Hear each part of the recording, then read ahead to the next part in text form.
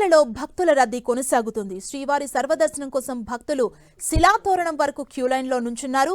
Token లేని భక్తులు సర్వదర్శనానికి 20 గంటలకు పైగా సమయం పడుతుందని టీటీడీ వర్గాలు తెలిపాయి.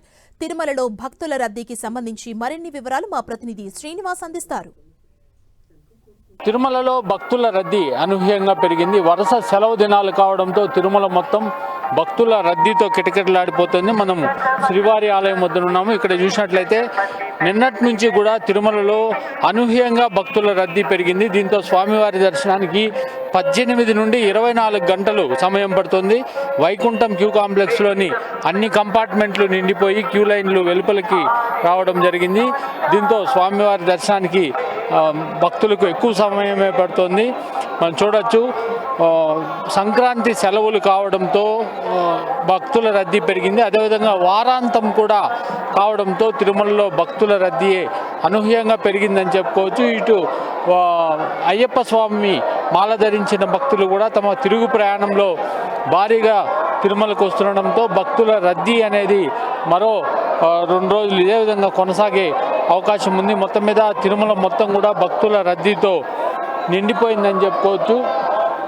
వైకుంఠం క్యూ కాంప్లెక్స్, ఇటు నారాయణగిరి షెడ్లు కూడా నిండిపోయి క్యూ లైన్లు వెలుపలకు రావడం జరిగింది. అయితే టీటీడీ కూడా ముందస్తు జాగ్రత్తలు తీసుకొని భక్తులకు ఎటువంటి ఇబ్బందులు లేకుండా చర్యలు అయితే తీసుకుంటుంది. ముఖ్యంగా భక్తులకు త్వరితగతిన దర్శనం అయ్యే విధంగా కూడా టీటీడీ ఏర్పాట్లు చేపట్టింది.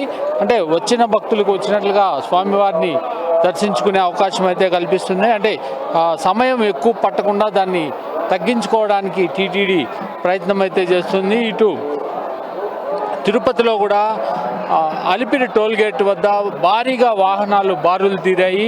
ఈరోజు ఉదయం గరుడా సర్కిల్ వరకు కూడా దాదాపు వందల సంఖ్యలో వాహనాలు రావడంతో అలిపిరి తనిఖీల కేంద్రం అంతా కూడా వాహనాల రద్దీతో నిండిపోయింది. ఇటు శ్రీవారి ఆలయ ప్రాంగణం మొత్తం కూడా భక్తుల రద్దీతో కిటకిటలాడుతోంది. మొత్తం మీద సంక్రాంతి సెలవులు ఒకవైపు, వారాంతం కావడంతో భక్తుల రద్దీ తిరుమలలో అంతకంతకు పెరిగిపోతుంది.